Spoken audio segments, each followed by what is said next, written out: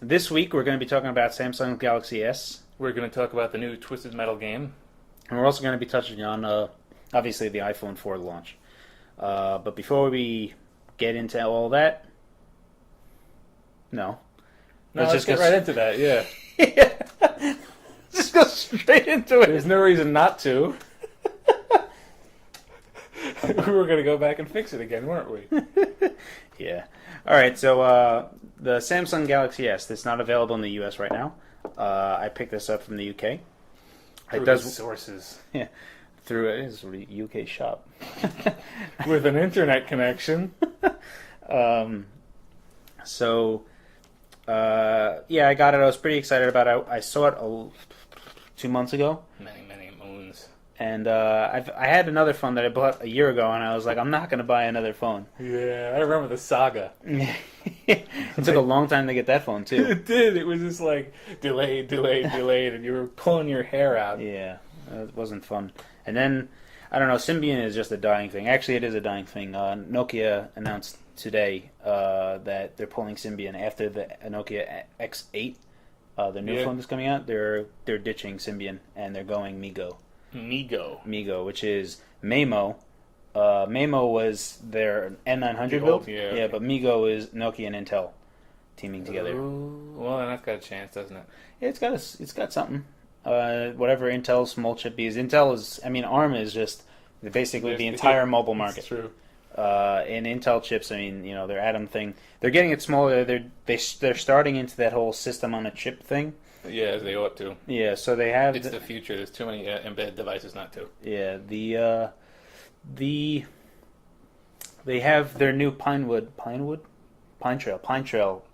chipset, which is basically an Atom with their Intel graphics on the same thing, die. Yeah, smaller and cheaper, lower power. The memory controllers on there, so basically they have pretty much close to everything as a system on a chip. I guess if they wanted to, they could add Broadcom's Crystal decoder chip, so they can do 1080p. It's like a $2 thing, and it does no power. So just to like kind of complete that system on a chip. I love living in the future. Yeah, 2010, people. Yeah, it's good. I want to send this video back in time to me and say, it's okay, look what's coming. Yeah, it's going to be so awesome. So, the Samsung Galaxy S, we're actually going to the event Tuesday. We are. June 29th is Samsung's Galaxy S event in New York. So we're going to be going there. They're going to be demonstrating it.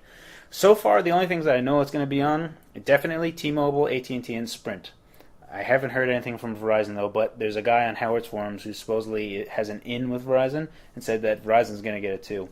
So that's going to be a huge push for them to get in on there. They're going to be the only one with their Super AMOLED display, which you should be able to kind of see pretty nice from over here.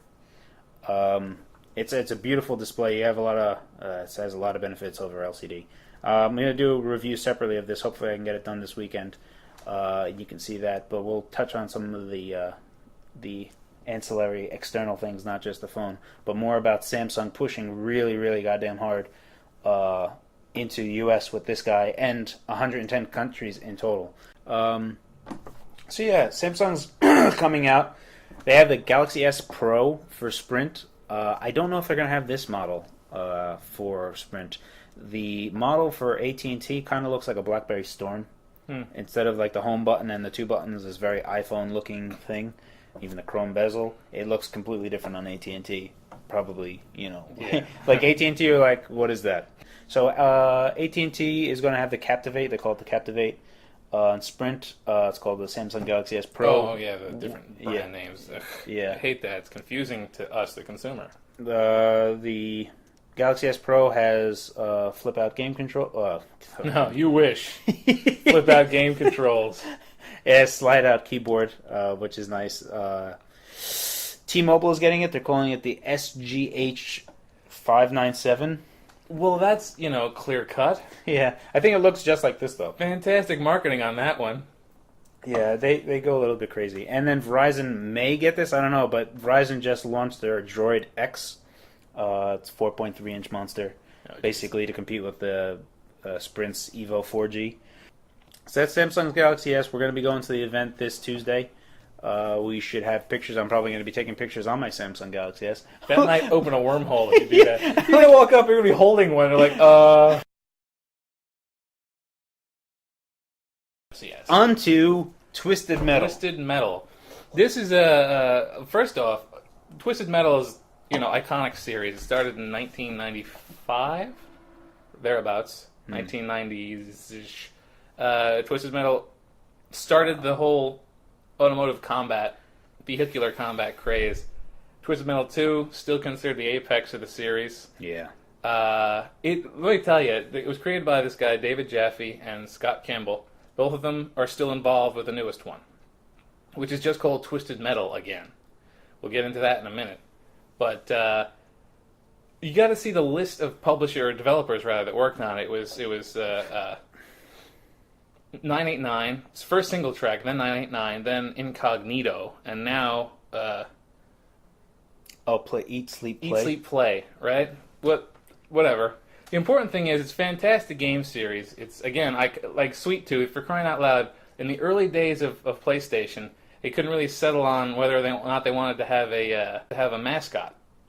They weren't sure they had. So remember the commercials, and it was basically Lara Croft and Sweet Tooth, where they're two, and Crash Bandicoot, who eventually took over. But it was those three. Sweet Tooth, a murderous clown, was a PlayStation mascot. Excellent. Anyhow, and it evolved. There was Twisted Metal 2, Twisted Metal 3, and they went to Twisted Metal Black as the last real full-scale release. They had some PSP ones and then another PS2 one. Twisted Metal Black was in 2001. So nothing since 2001, really, that was new. And now, after 18 months of development, secret development, when it was being called Nuke, now they have Twisted Metal with no subtitle. It's very different. I don't know if you've been reading up on it. No, I just you have to explain to me because I only saw what they showed. First off, originally they had said that briefly they were considering doing a straight online play, no single player campaign, but they ditched that. They're going to put the single player in. They are always very careful to say it's not class-based warfare, but there are class-based elements. There are motorcycles, cars, and helicopters now, flying vehicles for the first time. And there's different multiplayer game types. It's very heavily multiplayer, obviously. Oh, absolutely. They made the point that they're going to do split screen. They're going to support up to 4 players split screen on the same TV. 16-player online matches. Nice. So that's going to be excellent. Yeah, that's just going to be sweet. It's not just straight deathmatch.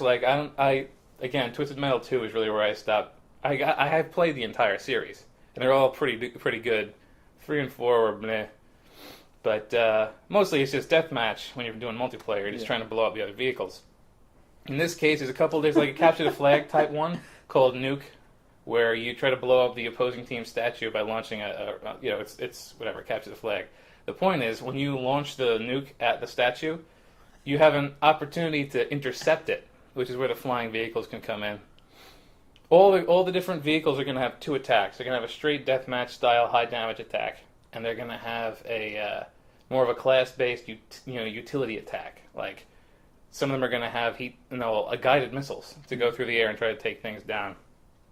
And the other thing that's big about it, he wanted it to be very epic. It's not. He kept on saying you play a game like Call of Duty, you get a headshot, you're dead. It's annoying for new players. He's going to give each of these little cars 150 hit points.